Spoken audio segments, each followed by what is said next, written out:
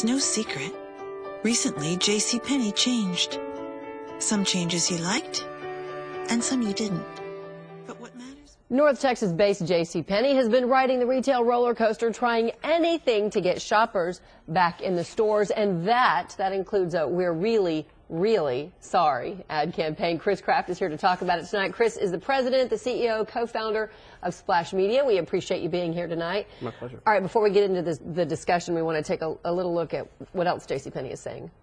But what matters with mistakes is what we learn. We learned a very simple thing: to listen to you, to hear what you need to make your life more beautiful. Come back to Penney. They want people in the stores. Is the "I'm sorry" working? Yes. Okay. It is.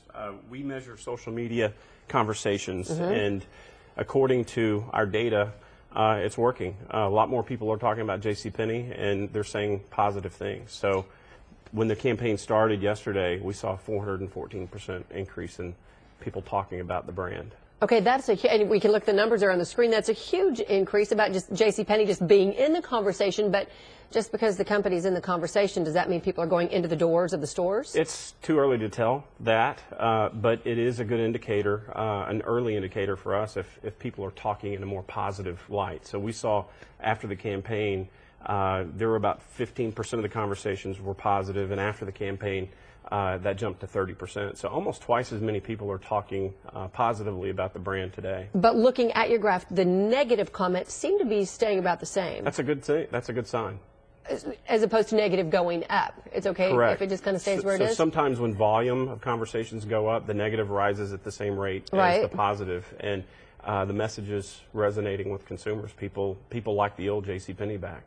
So I'm wondering if they're getting it, because I look at the ad that they did, and a lot of the comments that I was reading on social media, people are like, who are they marketing to, the 20-somethings or the people who are closer to 50? And that's me, shopping as a kid at Penney's, and, that's where Mom used to take us back to school. But I look at the ad, and I appreciate the "I'm sorry," but the people in the ad are the young 20-somethings. I think the imagery and the messaging is probably going to be fine-tuned over time here. They've got a new agency involved and a new CMO. So what the core message was that they were saying they're sorry, they were being humble, they were putting a sort of a human tone and a human trait into the messaging, and that's really important, and I think people are going to forgive them. That's human nature too. Yeah. And so saying they're sorry was step number one. Well, I think it's important, and it's different because it seems like nobody anymore says "I'm sorry," because then people just want to blame. I think too easily it was somebody else's fault, the former CEO's fault, the customer's fault, whatever. It's never our fault. It's rare. Domino's was real successful in 2009. They looked up and realized their sales were declining, and they listened to their audience, and their pizza stank. So they changed it. They made it better. And the CEO got on TV and said our pizza was bad. Yeah. And made a big commitment to doing a better job. And now it's a huge success story. So they turned it around, and I think Penney's on their way. Well, yeah, the first thing to do, I guess, is say "I'm sorry," but there's got to be a plan. I don't know if that's bringing coupons back or what it is, but there's got to be now the plan. They've got to deliver. Well, it's interesting. So one of the conversations that helped move that positive sentiment up is they are bringing coupons back. They're listening. And so not only are they listening, but they're acting, and coupons is a huge spike in that positive sentiment for them. So it definitely gets people in the door. I got one today on my email. Get 15% off. Well, and whether the CEO likes it, couponing may be part of the Penney brand, and so I think it was smart for them to listen. Well, what's funny is, and I didn't know that we were doing this interview tonight, but this is a Penney skirt, and I have not been in a store